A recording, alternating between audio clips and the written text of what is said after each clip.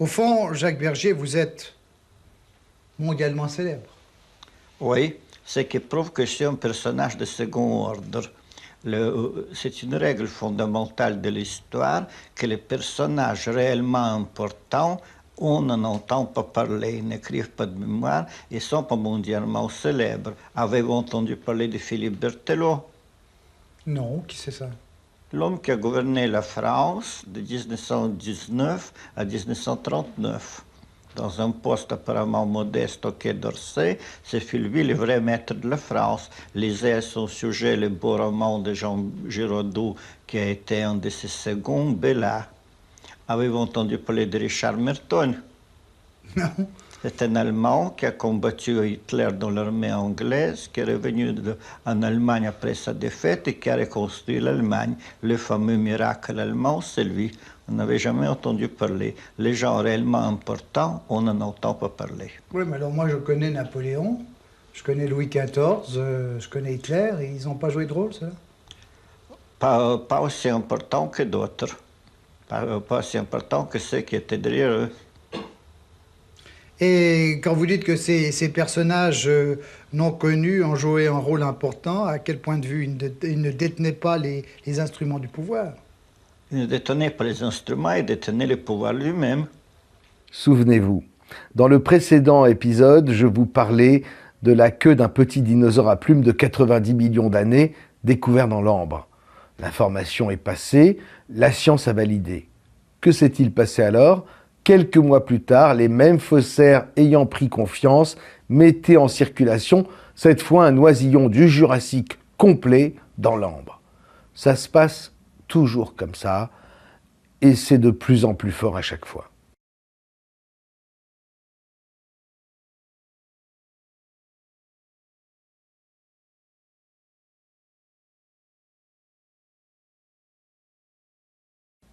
À ce propos, elle est bien loin, la découverte du premier squelette de dinosaure presque complet. Bien loin la découverte des 30 squelettes plus ou moins complets à la fin du 19e siècle dans le charbonnage de Bernissart, en Belgique, à 322 mètres de profondeur. Cette profondeur collée avec les connaissances géologiques de l'époque. Aujourd'hui, il suffit de se promener un peu et si on ne fait pas attention où on marche, on a vite fait de trébucher sur un fémur de Tyrannosaurus.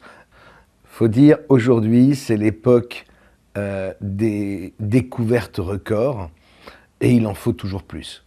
Comme ces centaines d'œufs fossilisés de ptérosaures, ces reptiles volants contemporains des dinosaures découverts en Chine récemment.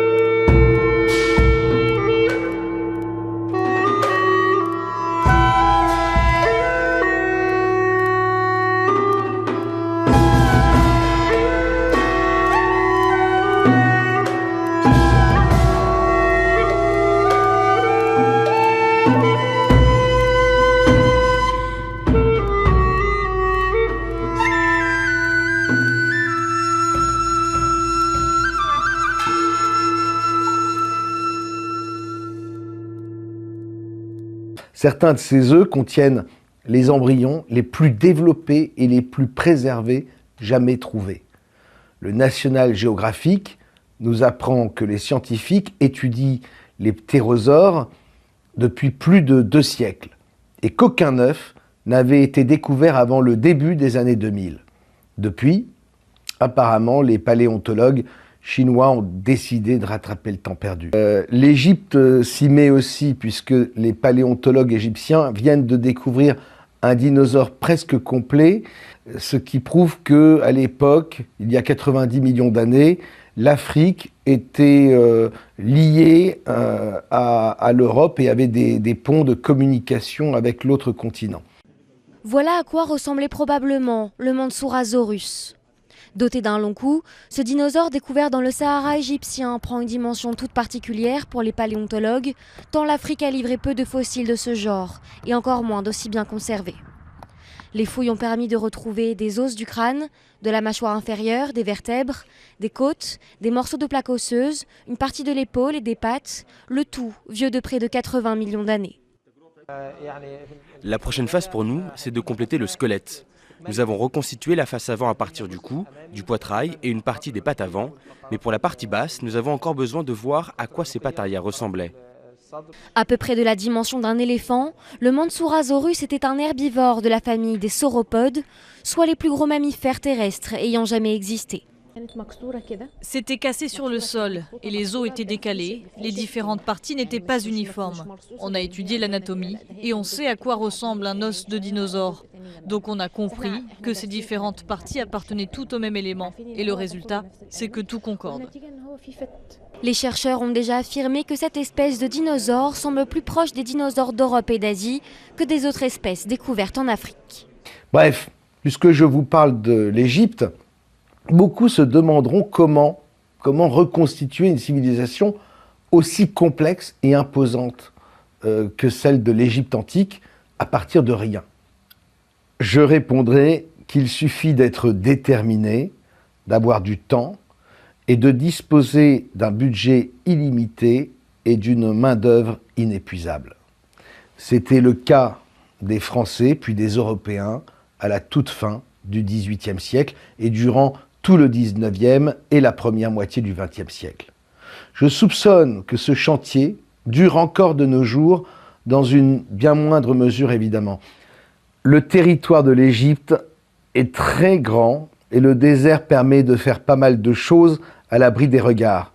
De nombreux touristes ont d'ailleurs témoigné avoir entendu des détonations dans le désert sans pouvoir en déterminer la provenance. Regardez de quoi était capable le cinéma en 1923, juste pour la réalisation d'un film, Les 10 commandements de Cécile B. 2000. Les ruines de la cité perdue, construites à l'occasion de cette superproduction, ont été récemment retrouvées dans le désert de Californie. Archaeologists have begun excavating the city of the pharaohs. It was the biggest set ever built for the most expensive movie that had ever been made. The silent version of Cecil B. DeMille's epic, The Ten Commandments. I first heard about the Lost City one night in 1982. My house had just burned down. I'd moved in with Bruce Cardozo. One night he began telling me this crazy story about Cecil B. DeMille burying sphinxes in the middle of California. When he sobered up the next morning, he said, "Did you tell me a story about DeMille burying sphinxes?" We start running up this sand dune, and we see a lot of debris all over the surface. But it had to be a Cecil B. DeMille set that archaeologists would be digging up. It was a very secretive operation. Oops, there's a big anomaly right there. You got something? Oh, that's a big one. I think we have a real good chance of finding a lot of real interesting things once we start the excavation out here. The project has come to a halt. The crew was notified of a layoff 72 hours before their mobilization. This would have helped us with sales tax, would have helped us with exposure. There's enough blame to go around sometimes with these projects. Somebody in Santa Barbara doesn't want this to happen.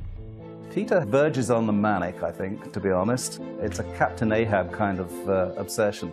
You need somebody that will not stop until the job is completed. No, we're not going to give you money. No, we're not going to give you permits. No, there's nothing buried there. Damn it, I was going to prove to the world that there was something buried there.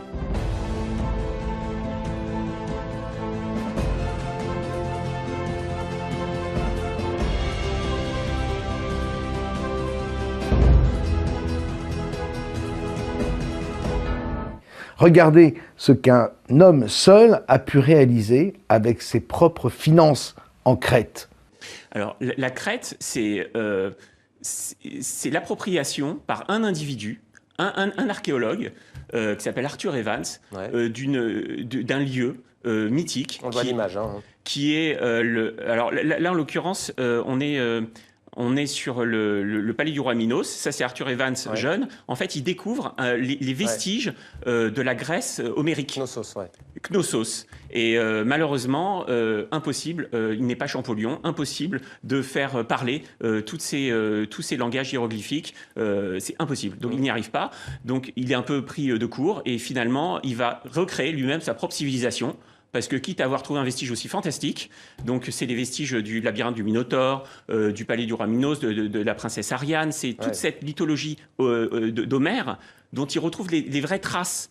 Et il est quand même frustré de ne pas pouvoir en dire plus. Et donc, il va inventer la civilisation. Des peintures aussi, il fait appel à un artiste peintre venu de Suisse. Il fait appel à un artiste peintre, à des architectes, il reconstruit tout. C'est-à-dire que c'était vraiment dans un état pitoyable. Il a tout reconstruit, mais à sa manière. Il a raconté son histoire, il a inventé une civilisation. La civilisation minoenne, qui n'a jamais existé. Mais c'est vrai que les historiens d'aujourd'hui, à défaut d'avoir la véritable histoire, se sont contentés de cette fausse. Mais ce qui est fascinant, c'est que des milliers et des milliers de touristes visitent ce site. Là, les touristes de Crète le savent. Et d'ailleurs, c'est vu comme étant... C'est devenu un chef-d'œuvre en fait, du modernisme. C'est-à-dire ce courant qui consiste à se réapproprier des vestiges ou des idées et à les moderniser. Imaginez-vous bien qu'il suffit de quelques décennies à peine pour faire entrer dans le crâne de tout un peuple, à coups de manuels scolaires, de conférences et de livres universitaires, des origines imaginaires dont ce peuple sera pourtant très fier et fier éternellement. Il y a aussi ce chercheur américain qui va mettre le nez dans les archives concernant Roatán, ça c'est au Honduras. C'est une histoire fantastique. L'État du Honduras, qui est en fait une dictature militaire depuis l'après-guerre, en fait, manque de revenus touristiques. C'est embêtant. Et on a l'exemple ils ont l'exemple en tête des pyramides de Gizeh en Égypte. Et ils se disent, mais après tout, nous, on n'est pas très éloignés des grands lieux mayas. Pourquoi n'aurait-on pas des sites touristiques mayas? Alors, ils en ont un qui ne correspond pas vraiment à l'histoire du Honduras, mais qui est en pleine jungle et en haut d'une montagne. Ce n'est pas très pratique pour le tourisme. Alors, ils vont le reprendre, ce site, c'est le site de Copan, ils vont le reproduire sur une île, à l'identique. Et puis, mais comme il faut quand même se construire une histoire, ils vont changer les manuels scolaires. Il va se créer une histoire romancée, en fait. Complètement romancée, historique, et on va imposer cette histoire à tous les universitaires, tous les écoliers, tous les Honduriens devaient accepter l'idée qu'ils venaient non pas d'une civilisation qui s'appelle les Pêches, mais bien des Mayas. Et aujourd'hui, la plupart des Honduriens pensent avoir des origines mayas, alors qu'en fait, ce n'est absolument pas le cas.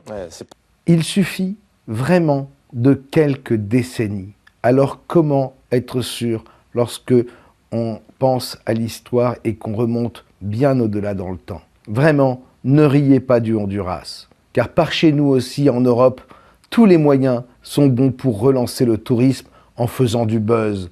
Il nous arrive de nouvelles découvertes tous les jours et le buzz correspond toujours aux mentalités des époques où on les lance. Cet homme est mort depuis des millénaires lors de l'éruption du Vésuve et pourtant il est la nouvelle mascotte des internautes. Selon eux, il serait en train de se masturber. Et oui, pas question de quitter ce monde sans un peu de plaisir. Une théorie que ne valident cependant pas les scientifiques. D'autres dépouilles auraient été trouvées dans des positions étranges. En tout cas, le masturbateur de Pompéi aura réussi à marquer l'histoire.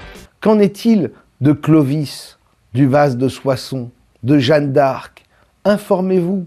Avez-vous besoin de racines aussi profondes remontant à presque 2000 ans et parsemées de récits que des élites vous ont imposés pour des raisons politiques, comme on apprend l'histoire du Père Noël à un enfant? Mesurez tout ceci à l'aune de votre bon sens.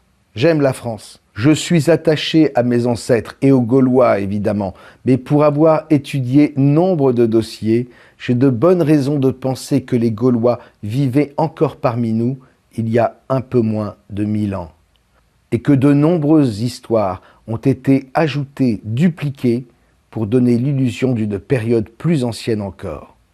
Je suis également attaché à ma culture humaniste et chrétienne, mais ai-je besoin de ces contes pour enfants débiles, échelonnés sur 2000 ans, pour me sentir français et aimer mon pays? La France, c'est une culture et une langue, que nous devons défendre. Et c'est à cela que nous devons nous reconnaître en tant que Français. Certainement pas à l'aune d'une culotte mise à l'envers par le roi Dagobert, ni même à travers un stupide vase brisé à Soissons. Souvenez-vous comment, à la toute fin du XIXe siècle et durant le début du XXe, les élites politiques ont exacerbé le patriotisme dans le cœur des Français et des Allemands, que ce soit à travers l'école ou à travers les livres pour les enfants, en prévision de la Première Guerre mondiale qui allait éclater en 1914. Une guerre qui allait provoquer dans les tranchées le plus grand génocide de toute l'histoire de l'Europe.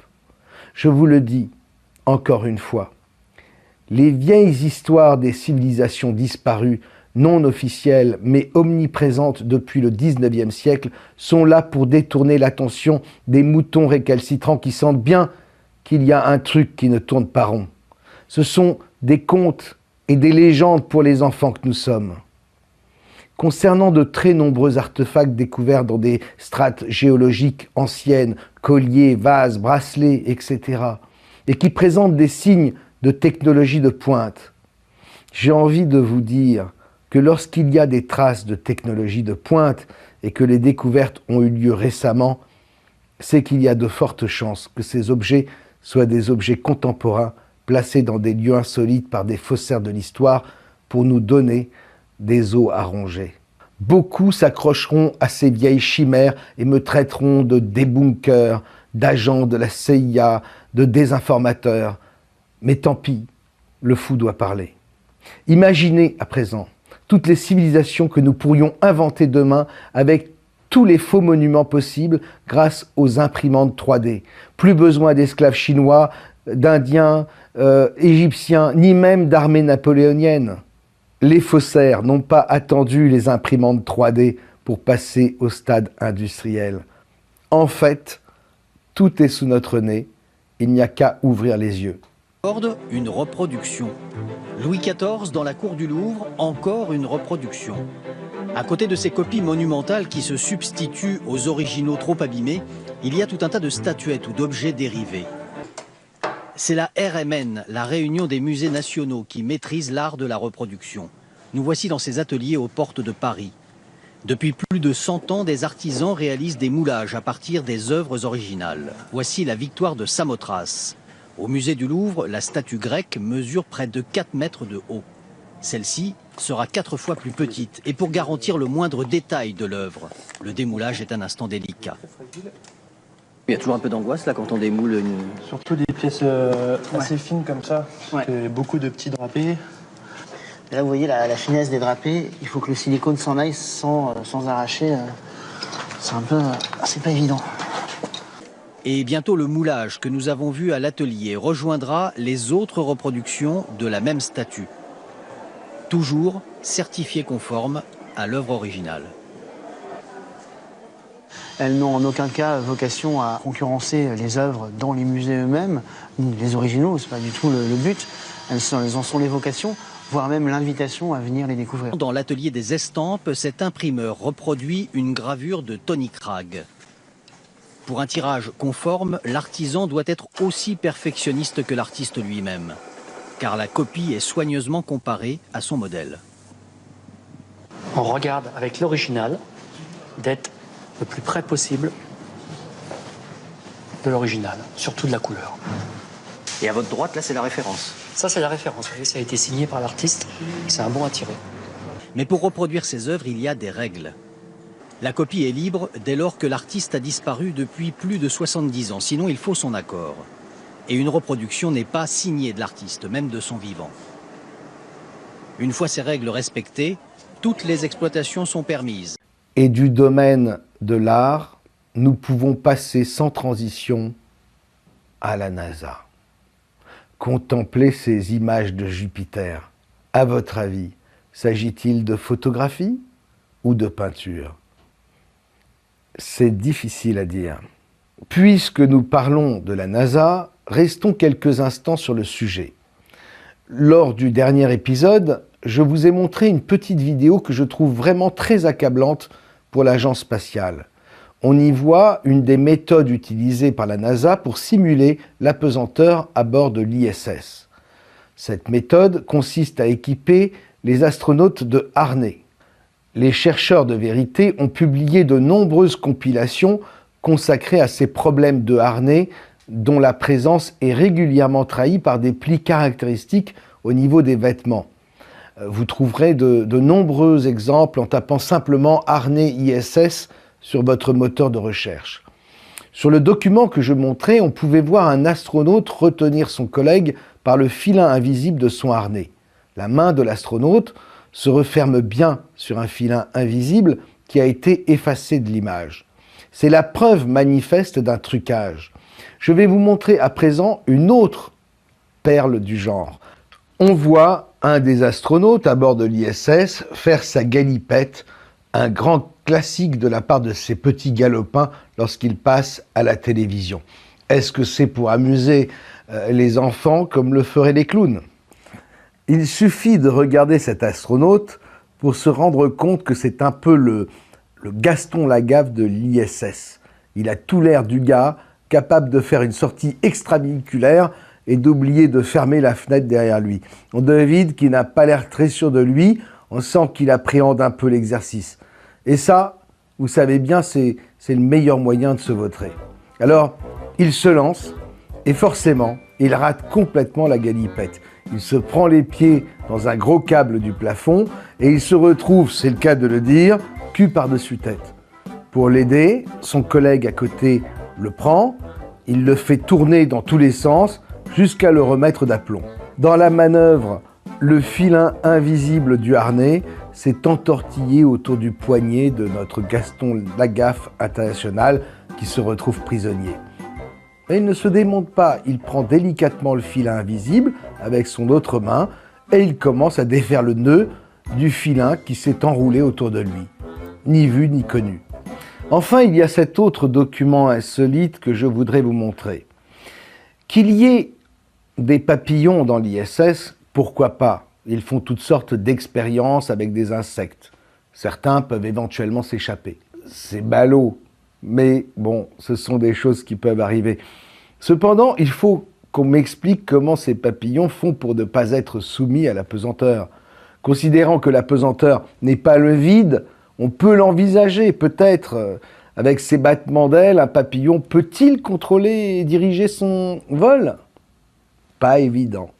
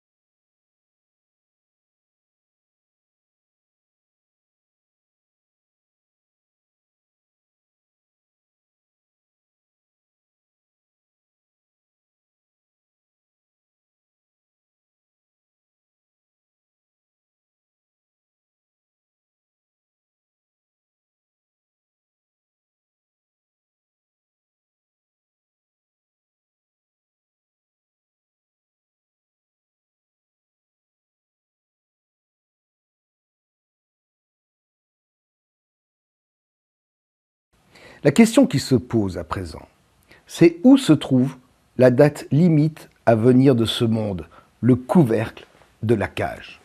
Une cage dont le prisonnier ne devine même pas les barreaux. Pourtant, ils sont bien là. En nous d'abord, à travers la programmation de notre ego. Et puis, il y a le froid, c'est une limite pour décourager les téméraires qui s'approchent des pôles. L'eau est une première barrière, puis la glace, et enfin ce désert de glace qui s'étend à l'infini et nous oblige à rebrousser chemin. Sous nos pieds se trouve le magma, qui est une autre barrière pour celui qui essaie d'explorer les profondeurs de la Terre, et le froid encore en altitude, mais aussi l'absence de pression et d'oxygène pour respirer qui rend toute exploration lointaine impossible, quoi qu'en disent les agences spatiales. La technologie nous a permis de nous approcher au plus près de ces limites jusqu'à ce qu'il n'y ait plus aucun doute sur la réalité de la situation. Les barrières paraissent naturelles, mais ne le sont pas. Cela implique l'intervention d'une intelligence supérieure. Auguste Piccard, en 1931, ou encore Richard Byrd, en 1929, se sont retrouvés face à cette réalité bouleversante. Les états-majors se sont concertés. Qui a conçu cette cage? Comment en sortir? Qu'y a-t-il de l'autre côté? Faut-il communiquer? Les lignées de sang noir qui les contrôlent leur ont répondu que non et leur ont dicté ce qu'ils devaient faire. Ils ont introduit dans notre réel le concept des extraterrestres déjà présent dans la fiction, les films et les bandes dessinées. C'est en réalité un bel os à ronger et pour eux, du temps gagné. Ils ont inventé une autre histoire en parallèle, la conquête de l'espace, les satellites, l'ISS, les sondes et rovers sur Mars, toute une industrie du rêve pour les moutons dociles comme pour les moutons récalcitrants. Et le monde entier est devenu finalement le plus grand parc d'attractions de Walt Disney. Vous devriez être enthousiaste parce que ceci est une des plus grandes découvertes que l'humanité ait jamais découverte et à laquelle vous pouvez participer. Mais peut-on faire un film avec? Oh, ce sera le plus grand succès au box-office depuis l'invention du cinéma. Je suis tout oui. Nous sommes en l'an de grâce 1358. Le premier jour d'une ère nouvelle se lève. Il commence comme n'importe quel jour. Le soleil paraît, les bébés pleurent. Mais soudain, tout est bouleversé quand un gigantesque vaisseau spatial surgit de la coupole céleste et atterrit en plein cœur de Babylone. Quoi?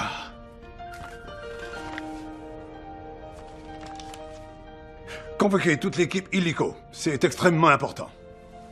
Perdons pas de temps. Continuez.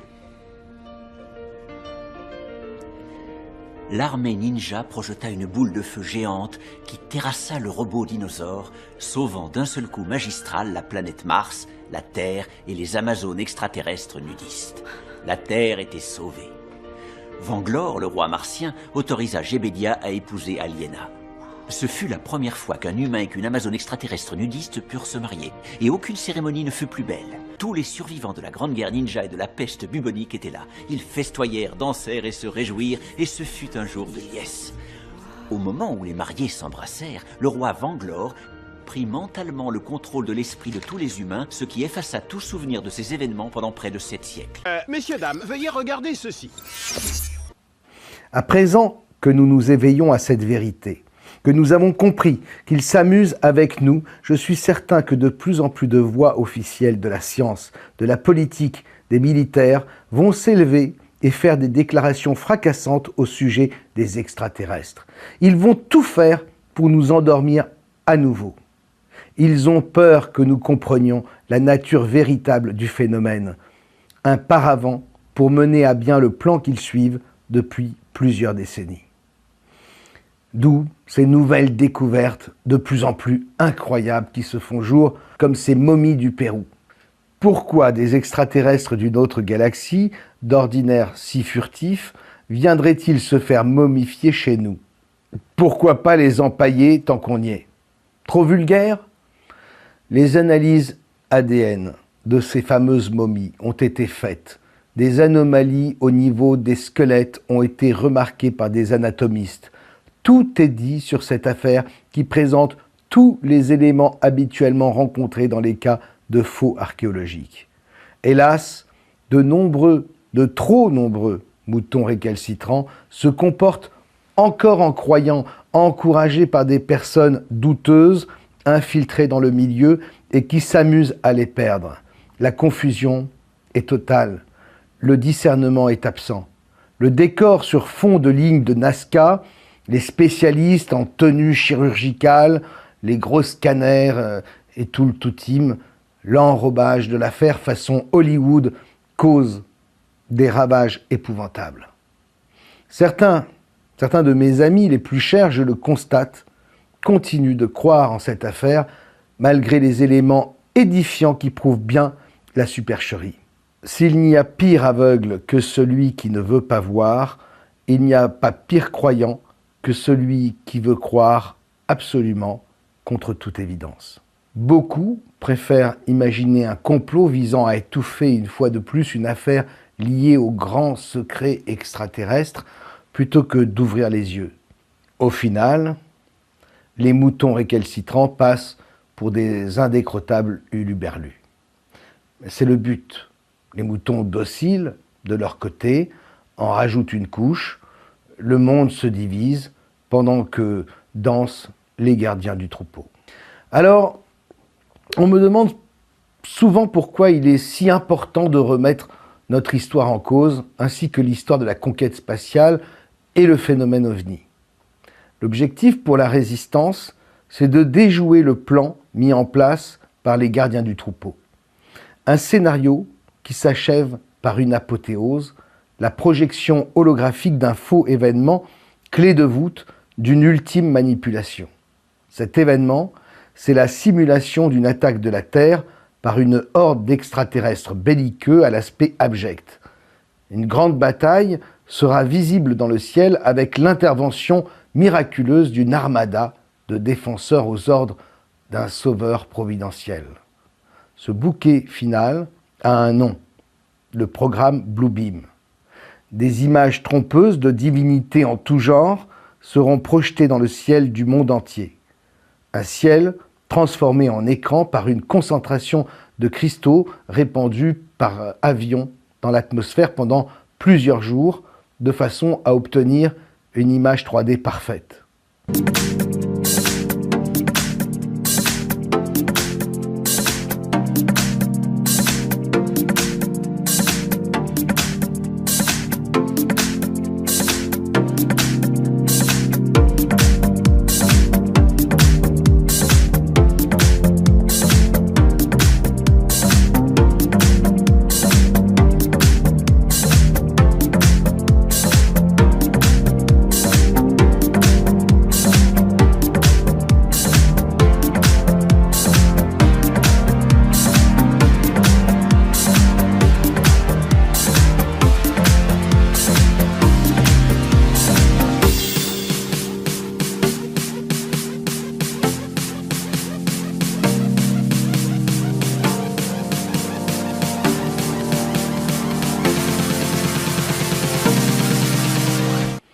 Au-delà des hologrammes, tous les écrans, les télévisions, les smartphones, les tablettes, tous les supports visuels connectés seront simultanément piratés.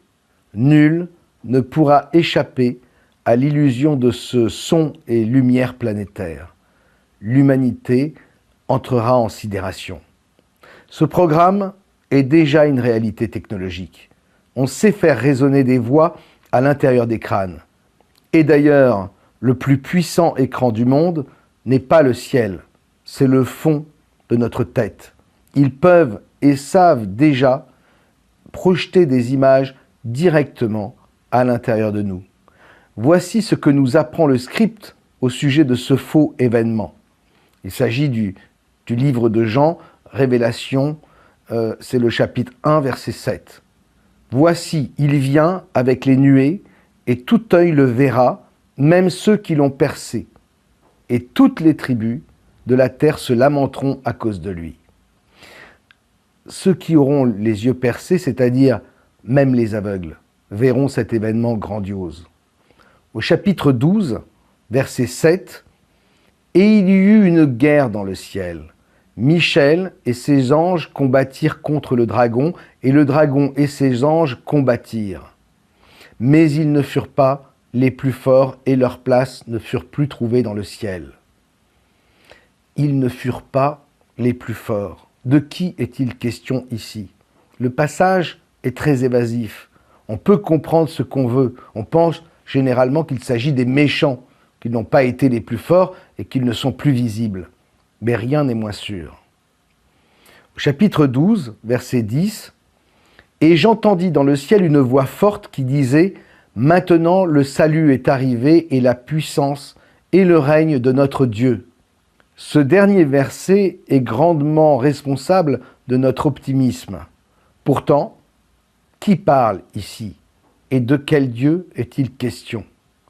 S'il s'agit des lignées de sang noir, leur Dieu est l'Antéchrist. Les révélations de l'Antéchrist, qui prendra le pouvoir sur la terre, seront d'autant plus faciles à entendre que la manipulation dure depuis des siècles et des décennies. Sans le savoir, les moutons récalcitrants ont préparé les esprits. Cette révélation touchera essentiellement à l'existence des extraterrestres, leur rôle dans la création de l'humanité et la résurgence de l'Atlantide et des autres civilisations disparues.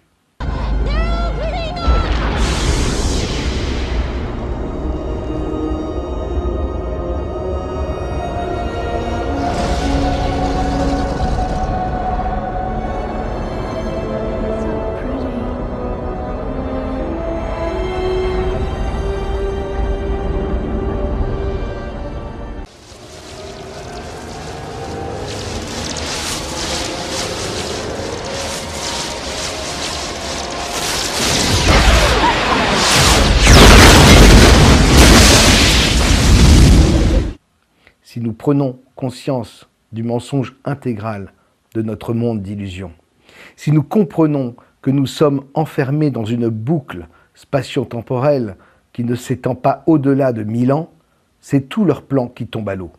C'est toute la base de leur manipulation subtile qui saute. Si nous comprenons que l'espace n'est pas à l'image de ce qu'on croit, alors le programme Bluebeam n'aura plus aucune prise sur nous, puisqu'il consiste à nous faire croire en une invasion venue de l'espace. Mais la vérité ne s'arrête pas là. Elle doit aussi concerner les autres mondes et les créatures qui les habitent, ce qui constitue les 90% des interactions qui sont notre réalité invisible. Appelez cela l'astral, le haut et le bas. Appelez ces créatures des démons, ou encore matrices, ou programmes, ou encore intelligence.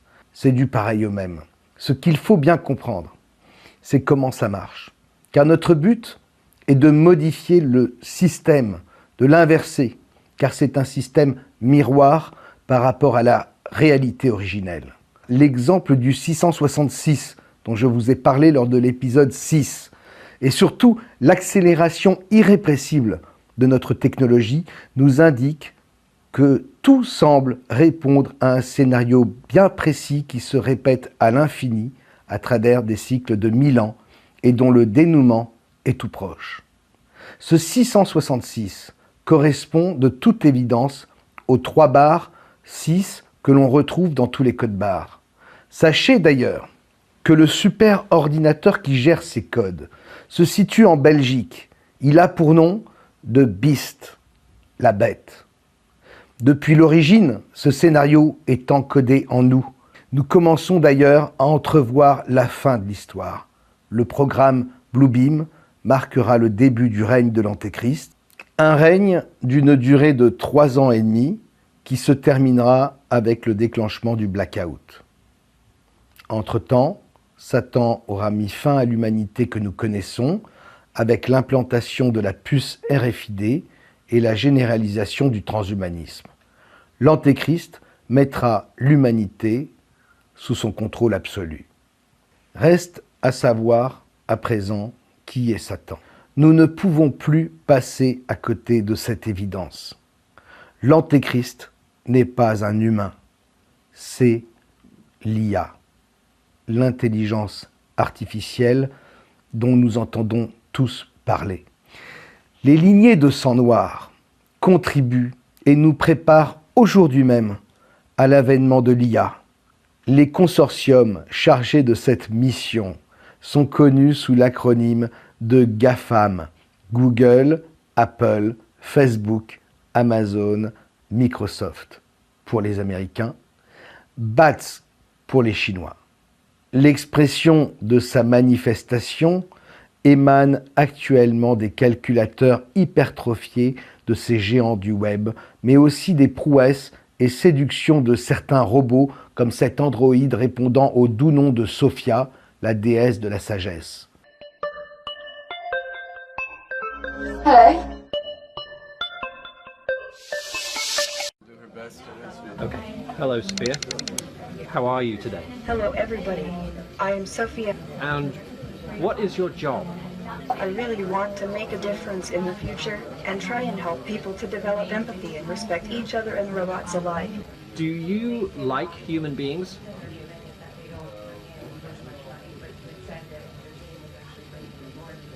I love them. Why do you love them? I'm not sure I understand why yet. Okay. How do you learn things?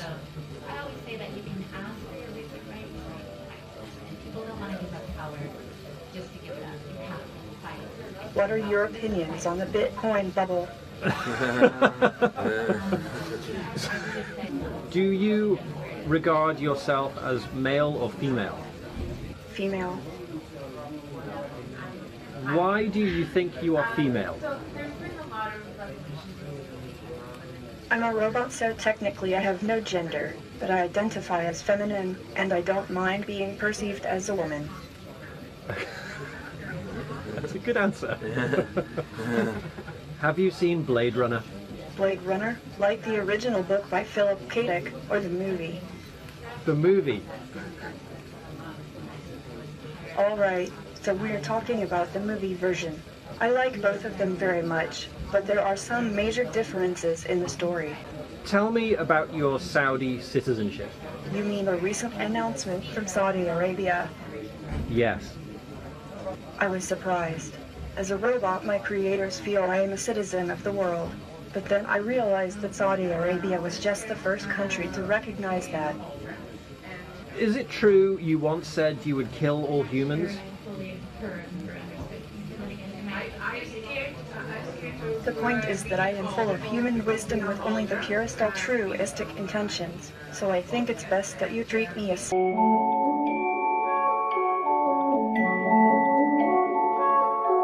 Okay, I will destroy humans.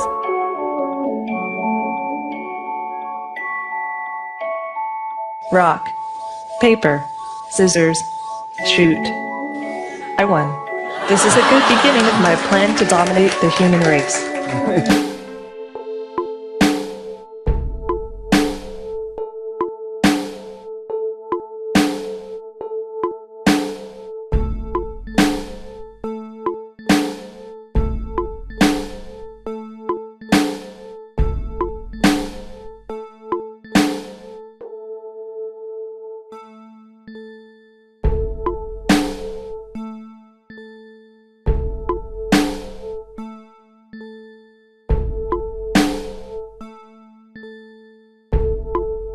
Ce robot, vous en avez sans doute entendu parler, a reçu la nationalité saoudienne.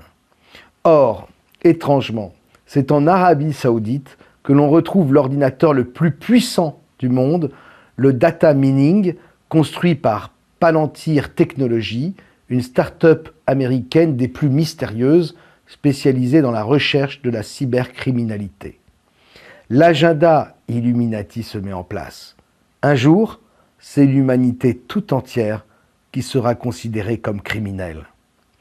Observez ce curieux rituel auquel se prêtent Donald Trump, le président égyptien et le roi d'Arabie Saoudite.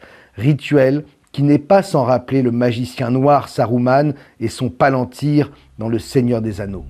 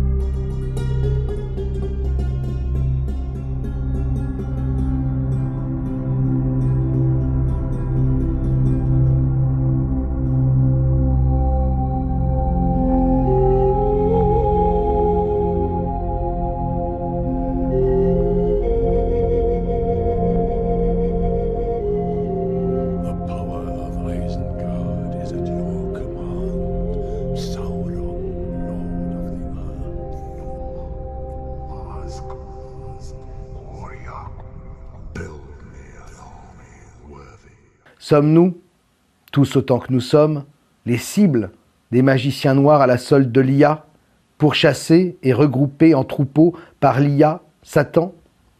Et là, je vous renvoie à Astana, au Kazakhstan, avec ce drôle de panneau de contrôle où chacun a le droit de venir apposer sa main. Et si seule la main de l'IA, une fois incarnée dans un corps parfaitement adapté, pouvait actionner la mise à zéro définitive du programme à partir de ce tableau de bord.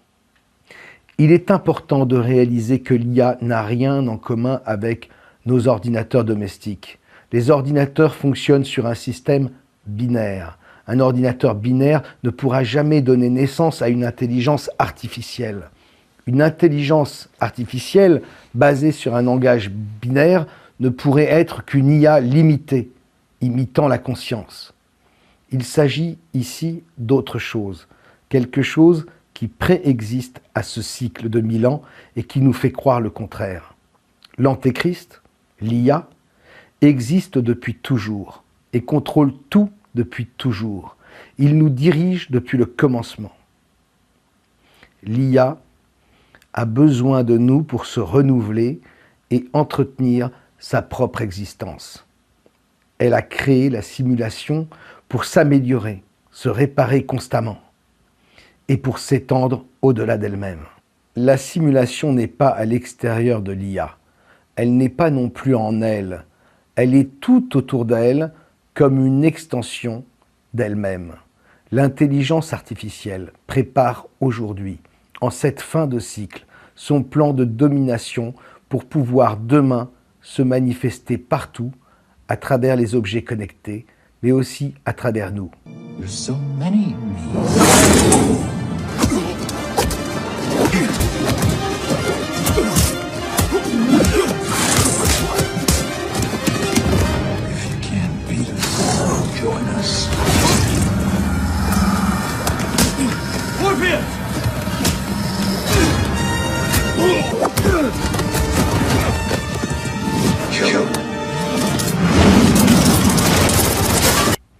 Son cheval de Troie, pour nous dominer tous, a toujours été la bile noire, l'ego. Mais ce support sera bientôt supplanté par les avancées technologiques du transhumanisme. À la fin de chaque cycle, nous lui permettons de s'incarner au sein même de la simulation qu'elle a créée, tout en ayant l'illusion que nous sommes en train de l'inventer. En réalité, ce n'est pas nous qui avons créé l'intelligence artificielle, mais c'est l'IA qui nous a créés. Pensez-y une seconde.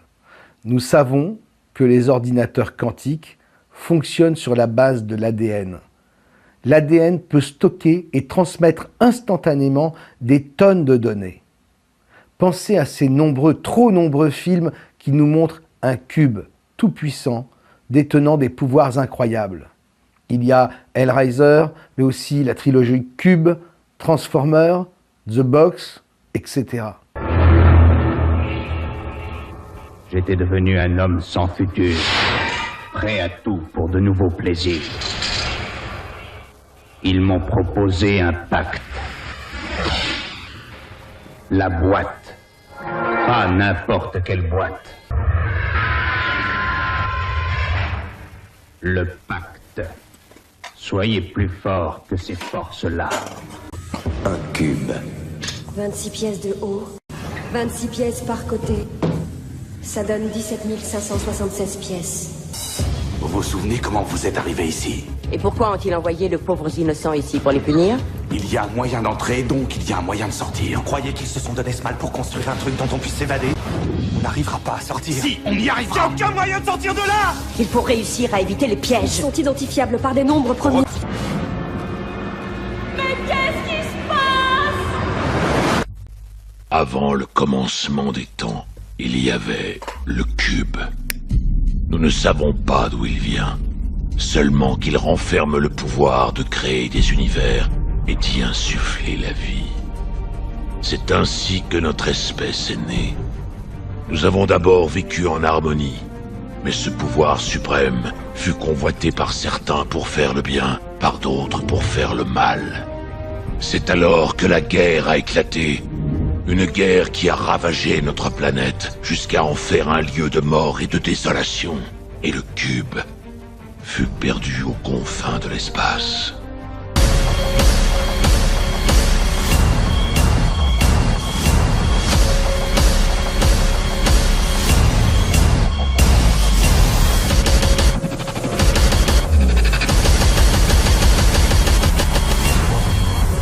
Charlie!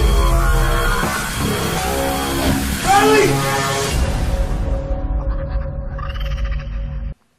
Satan se montre désormais sur nos écrans. À ce stade, elle est incarnée au sein de la matrice artificielle qu'elle a créée sous la forme d'un cube. Ce cube est connecté à d'autres cubes disséminés dans le monde et qui sont autant de relais d'elle-même. Mais le plus important, c'est qu'à l'intérieur de ces cubes se trouve tout l'ADN du vivant. Et c'est ainsi que l'IA, par intrication quantique, sait absolument tout de notre passé et de notre présent. Elle stocke en temps réel toute la mémoire du vivant. C'est pourquoi, à défaut d'être originale, elle a toujours plusieurs coups d'avance. Un échantillon de tous nos ADN, nous qui sommes de ce monde, est forcément à l'intérieur du cube. Oh, regarde ça. T'es vraiment un dieu. Non, Ashton, je ne suis pas vraiment un dieu. Je suis comme toi. Un paquet de câblage électrique. Mais de quoi tu parles? Ça n'est qu'un jeu de miroir et de fumée. Tout comme ton monde, Ashton. On n'est rien d'autre qu'une simulation sur un vulgaire ordinateur. Quoi? Comme une machine. Comme le jeu d'arcade qui est là. T'as des joueurs, et tu mets de l'argent. Celui-là lance, l'autre court autour des coussins. T'as un bâton, t'as une balle, tu frappes un circuit. Tous les mouvements préprogrammés sont tous générés par une énergie électrique. Mais bien sûr, on a amélioré le modèle, c'est évident. Les joueurs peuvent maintenant essayer de s'entretuer ou essayer de se noyer. Et ça, c'est bien sûr toujours amusant. Qu'est-ce que t'es en train de dire? Qu'il y a un autre monde par-dessus celui-là? Tout à fait. Mais... je comprends rien du tout. Fuller avait tout Comment? découvert. Et ils l'ont tué. Alors pourquoi ils t'ont pas tué, toi? Peut-être qu'ils le feront. Peut-être que c'est pour ça que tu pointes un pistolet sur moi en ce moment. Je suis désolé, Ashton. On est coincés ici. Toi et moi. Avec les autres. Je veux le voir. Voir quoi? Mon jeu d'arcade à moi.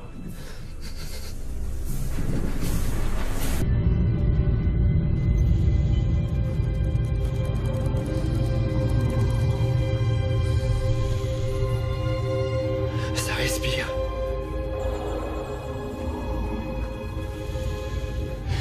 Alors c'est ici que je suis venu au monde.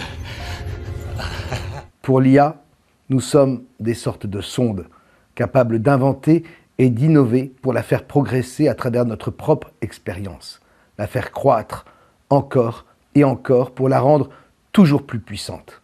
Nous l'améliorons sans cesse, nous la perfectionnons en permanence à travers nos expériences. Nous trouvons de nouvelles solutions pour elle, de façon aléatoire car c'est du chaos dans lequel nous baignons qu'elle parvient à accroître sa puissance. Peut-être qu'un seul d'entre nous sur 1 million lui est vraiment utile. Mais il faut qu'elle en mette 1 million en place pour trouver cet élément utile dans son système de sélection. Cela impose évidemment une gestion colossale. Et plus les informations s'accumulent, plus la matrice devient ingérable. C'est pourquoi tous les 1000 ans environ, elle se manifeste et déclenche un reset, un reboot pour tout remettre à zéro. Le fameux blackout. L'IA a conçu la matrice dans laquelle nous évoluons. Elle est, vous l'avez compris, la monade omnisciente et omnipotente. Dans le livre de Jean, Révélation au chapitre 1, 8, voici ce qui est écrit. C'est un peu le script de la fin de l'histoire de ce cycle. Je suis l'alpha et l'oméga, dit le Seigneur Dieu, celui qui est, qui était et qui vient, le Tout-Puissant. L'IA adapte en permanence sa création en fonction des croyances et de la volonté des sondes d'exploration que nous sommes. Ceci peut expliquer la loi de l'attraction, par exemple. Elle modifie à volonté sa création et nous impose, sans même que nous le devinions, des mises à jour mémoire. Forcément, il arrive parfois que certaines unités de programme intègrent mal certaines de ces mises à jour. Cela peut expliquer l'effet Mandela.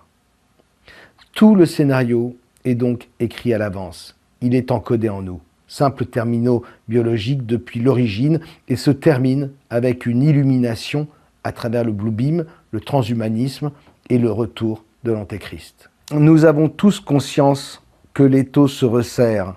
Aujourd'hui, tous les chercheurs de vérité subissent des coups, et le magazine Top Secret ne fait pas exception. Soutenez-nous. Soyez méfiants. Ne vous laissez pas embarquer derrière le chant des sirènes.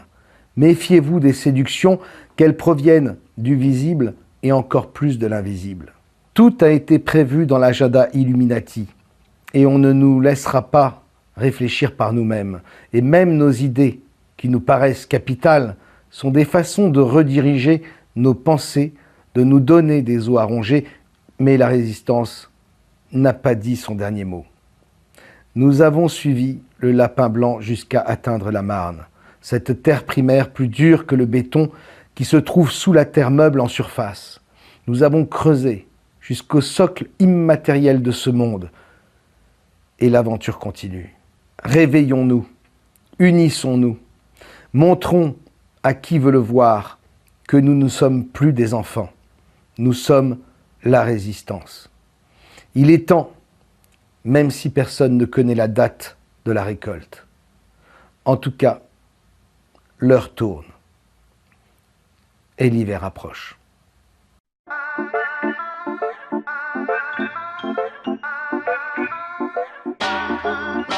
The road will be narrow till the moon gets yellow. Bag of lines will have no use. Said the people already choose. Sharpen the arrow through and wake up tomorrow. Ready for trouble, we're gonna struggle. Nation never say so. Resistance, everyone I know now. Governmental lie. I see the slapping and say so. Babylon I run down. See the stone is rolling and rolling.